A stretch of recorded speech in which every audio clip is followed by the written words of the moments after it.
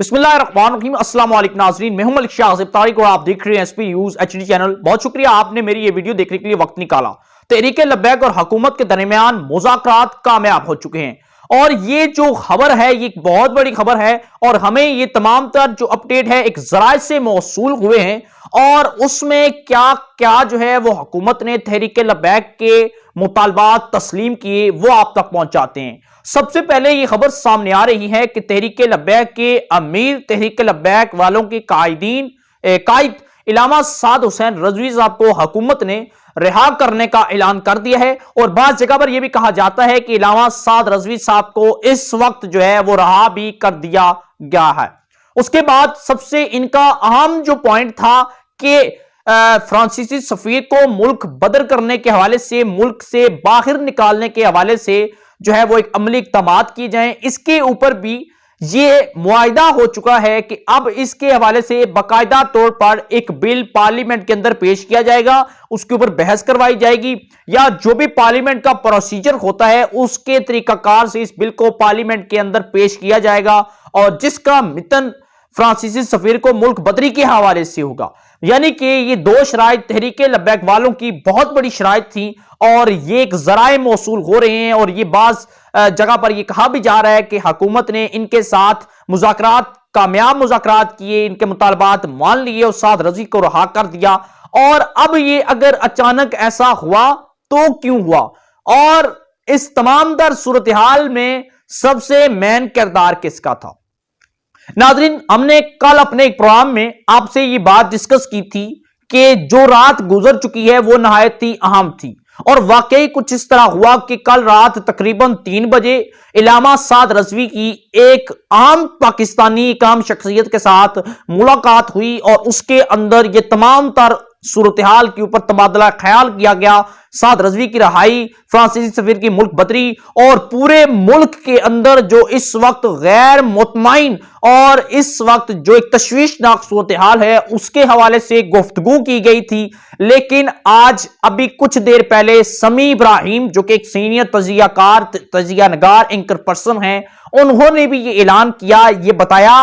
अपनी वीडियो पैगाम के जरिए कि इलामा साद हुसैन रजवी को लाहौर से इस्लामाबाद नामालूम मुकाम पर मुंतकिल कर दिया गया और वहां पर उनके साथ नामालूम मुकाम पर नामालूम शख्स जो हैं वो इनके साथ मुज़ाकरात कर रहे हैं। माजरत के साथ नामालूम मैं इसलिए कह रहा हूं क्योंकि जिनके साथ मुज़ाकरात हो रहे हैं अभी तक इसके हवाले से नहीं पता चला कि ये मुज़ाकरात किसके साथ कौन तय कर रहा है, किसकी आपस में जो है मुलाकात हुई और किसकी जो है ये तमाम तर मुतालबात सुने और इसके ऊपर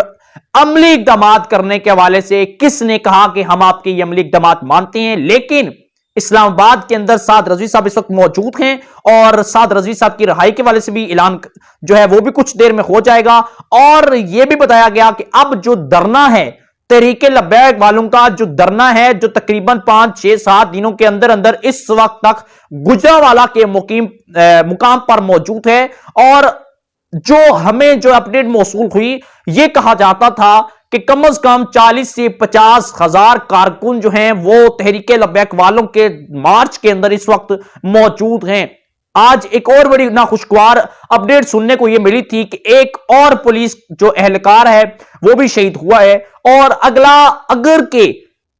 ये मुतालबात नहीं माने जाते, ये धरना खत्म नहीं होता, मुज़ाकरात कामयाब ना होते तो तहरीक लब्बैक वालों के साथ वजीराबाद के मुकाम पर उनके से निपटा जाता। इसके बाद जेलम के अंदर एक पूरी स्ट्रेटजी तैयार की गई थी, पूरा एक माइंड तैयार किया गया था, पूरा एक प्लान तैयार किया गया था कि इनके साथ कैसे निपटना है। लेकिन अभी तक जो इतलात हमें मौसूल हुई, अभी तक हमें जो अपडेट मौसूल हुई वो अपडेट ये है कि हुकूमत और तहरीक लब्बैक वालों के साथ जो है वो मुज़ाकरात कामयाब हो चुके हैं। साद रजी की रिहाई और जो फ्रांसीसी सफीर की मुल्क बदरी के हवाले से बिल जो है पार्लियामेंट में पेश किया जाएगा, इनके कारकुनान जो हैं वो भी रिहा कर दिए जाएंगे। अब एक बात तो ये सामने आती है कि तहरीक लब्बैक के इस भरपूर प्रेशर राइज धरने मार्च के बाद हुकूमत ने अपना एक ऐलान भी कर दिया गया था कि अब हम इनके साथ किसी किस्म के मुज़ाकरात नहीं करेंगे। लेकिन अभी ये